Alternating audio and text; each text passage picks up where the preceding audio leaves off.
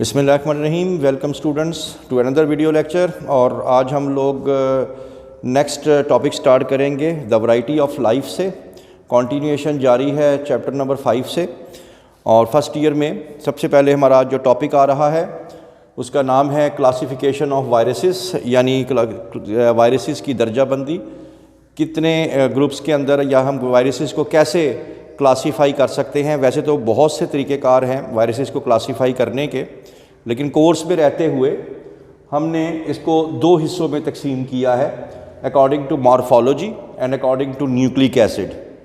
Morphology मतलब structure की बुनियाद पे, न्यूक्लिक एसिड यानी डीएनए और आरएनए की बुनियाद पे।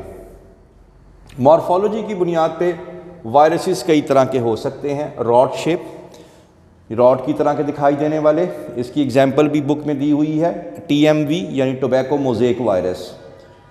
दूसरे हैं सफेरिकल, गोल होते हैं, इसकी एग्जाम्पल भी बुक में दी हुई है, पोलियो वायरस। कुछ होते हैं टेडपोल लाइक, लास्ट लेक्चर में भी जिक्र हुआ था इसका, और इसकी एग्जाम्पल आप लोग दे सकते हैं बैक्टीरियो फेजिस, बैक्टीरियोफेज। इसके अलावा कुछ ऐसे भी हैं जो कि नेकिड होते हैं, यानी सिर्फ उनके अंदर कैप्सिड है, इनको भी कहा जा सकता था। तो नेकिड हैं और इनके बाहर कोई एनवेलप नहीं होता। इसकी एग्जांपल आप देना चाहें तो वायरस की दी जा सकती है। इसी तरह एनवेलप्ड वायरसेस भी होते हैं, इसके बारे में भी जिक्र हो चुका है कि जिसके बाहर एक झिल्ली हो, ठीक है, एनवेलप हो, उसको एनवेलप्ड वायरस भी कह सकते हैं। इसकी एग्जांपल देना चाहें तो HIV की एग्जाम्पल दी जा सकती है। उसके बाद हमारे पास न्यूक्लिक एसिड की बुनियाद पे भी ऐसे हैं कुछ वायरसेस।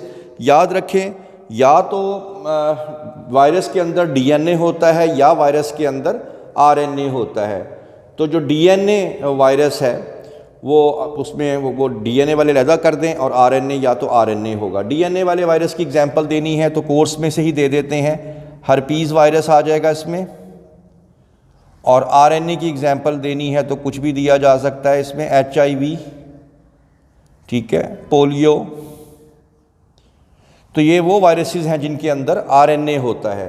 तो वेरी सिंपल, इसको दो हिस्सों में तकसीम कर दिया हम लोगों ने, मॉर्फोलॉजी की बुनियाद पे और न्यूक्लिक एसिड की बुनियाद पे। फिर हमारे पास पाकिस्तान में पाई जाने वाली चंद एक कॉमन डिजीज़ तो बहुत सी हैं, लेकिन जो कोर्स को टच कर रही हैं, जो पाकिस्तान में पाई जाती हैं या पाई जाती थी, उनमें स्मॉल पॉक्स। सबसे पहले स्मॉल पॉक्स के बारे में बता दें कि पॉक्स वायरस की वजह से होता है। ये पेपर में ये पूछा ज़्यादा जाएगा कि ये इसके अंदर DNA होता है और ये बाहर एनवेलप्ड होती है ये, ठीक है, ये वायरस एनवेलप्ड होता है।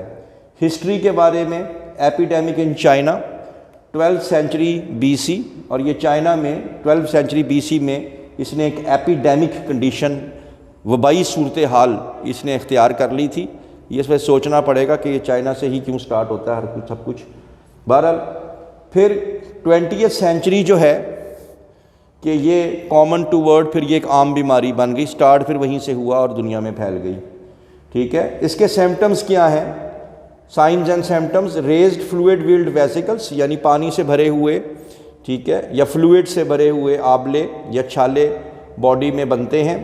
बिकम पॉस्ट्यूल्स, बाद में ये पक के छाला बन जाता है, और जब ये फटता है इसमें से फ्लूइड निकलता है तो ये पिटेड, स्किन के ऊपर छोटे छोटे पिट्स बन जाते हैं, गहराइयाँ सी बन जाती हैं, डिप्रेशन से बन जाते हैं, फिर उनको बोलते हैं पॉक्स। फिर उसके बाद आपने ये बताना है कि इम्यूनाइजेशन के बाद, जब इसकी इम्यूनाइजेशन फ्रीक्वेंट हो गई, वैक्सीन इसकी फ्रीक्वेंट हो गई, क्योंकि आप लोगों ने एडवर्ड जेनर का पूरा इसमें किस्सा भी सुना था, तो 1980 में WHO जो वर्ल्ड हेल्थ ऑर्गेनाइजेशन है, जो कि यूनाइटेड नेशंस का एक ज़ेली इदारा है, उन्होंने ये क्लेम किया कि ये दुनिया से मुकम्मल तौर पे अब क्या हो चुकी है, ख़त्म हो चुकी है। फिर एक और बीमारी हर्पीज़ सिम्प्लेक्स, ये भी एक बीमारी है और ये DNA एनवेलप्ड वायरस की वजह से होती है। पेपर में पूछा यही जाएगा, ज़्यादा फोकस एग्जामिनर का यहाँ पे होता है। इसके अंदर क्या होता है कि वास्कुलर लीजन्स, इसमें भी छाले या आबले बनते हैं, of epithelial layer of ectodermal tissue. आपको मालूम है कि इंसान एक ट्रिप्लोब्लास्टिक एनिमल है, इसकी 3 तहें होती हैं। सबसे बाहर वाली तह जो होती है उसकी एक्टोडर्म, और एक्टोडर्म में सबसे बाहर वाली लेयर जो होती है उसे एपिडर्मिस बोलते हैं। दोबारा सुन लें, इंसान एक ट्रिप्लोब्लास्टिक एनिमल है। इसकी 3 लेयर्स हैं, एक्टो से बना हुआ है, मीज़ो से बना हुआ है और एंडो से बना हुआ है। तो आउटर मोस्ट जो है वो एक्टोडर्म कहलाती है। एक्टोडर्म की सबसे आउटर मोस्ट लेयर एपिथेलियल, उसके अंदर ये छाले बनते हैं और ये ज़्यादातर माउथ और लिप्स वाली साइड पे होते हैं। दूसरे पार्ट्स पे भी हो सकते हैं लेकिन मोस्ट प्रोमिनेंटली माउथ और लिप वाली साइड पे होते हैं। इन्फ्लुएंजा ये आरएनए एनवेलप्ड है। अगेन फोकस आपका यहाँ पे होना चाहिए। वाइड स्प्रेड है, बहुत तेज़ी से फैलता है और ये एपिडेमिक वबाई सूरत हाल, ये जैसे कोरोना यानी उसी की बहानी समझ लें, तो ये इस तरीके से ये बहुत जल्दी फैलते हैं। मम्स एंड मीज़ल्स, मम्स कहते हैं कनफेड को और मीज़ल्स कहते हैं खसरा को। ये दोनों बीमारियां एक ग्रुप ऑफ वायरसेस हैं जिनको कहते हैं पैरामैक्सो वायरसेस। ये आपका एमसीक्यू हो सकता है। ये भी आरएनए एनवेलप्ड है, ये चीज़ नहीं छोड़नी, ठीक है। इसकी हम गारंटी नहीं देंगे क्योंकि ये पेपर में आ सकती है चीज़। हाईली कॉन्टेजियस, बहुत जल्दी एक दूसरे को टच करने से, पानी से, किसी तरीके से ये फैल सकती है।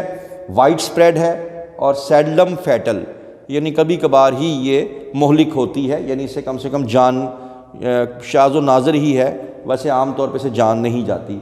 60% जो अडल्ट्स हैं, जो बालिग हैं, वो इस बीमारी से इम्यून होते हैं। मीज़ल्स खसरा को बोलते हैं और ये चाइल्डहुड में ज़्यादा जो है अटैक करती है, लेकिन अडल्ट पॉपुलेशन जो है वो इक्वली जो है इससे ससेप्टेबल जो है वो होती है, ठीक है जी। उसके बाद पोलियो वायरस की बात करेंगे। पोलियो वायरस जो है स्मॉलेस्ट वायरसेस में आ जाएंगे और ये ज़्यादातर जो है ये बच्चों के अंदर मौजूद होती है। स्ट्रक्चर इसका क्या है कि ये आरएनए इन स्फेरिकल कैप्सिड होता है, यानी इसके अंदर, पोलियो के अंदर, इसको अगर मैं सेपरेट कर दूं इससे ऊपर वाले से, तो ये तो ऊपर मीज़ल्स वाले हो गए थे। पोलियो जो है, polio virus smallest non virus, ठीक है, सबसे छोटा वायरस, तो ये पोलियो वायरस में आ जाएगा। ये आपका एमसीक्यू बन सकता है। आरएनए इन स्फेरिकल कैप्सिड में ये आरएनए है और बाहर प्रोटीन कोट होगा, एनवेलप्ड नहीं है, यानी इसको हम यूं भी कह सकते हैं कि ये क्या है, नॉन एनवेलप्ड हैं। और ये बच्चों के अंदर, चिल्ड्रन पे जो है वो अटैक करता है और इसका सोशो इकोनॉमिकल फैक्टर के साथ बहुत ज़्यादा ताल्लुक़ है।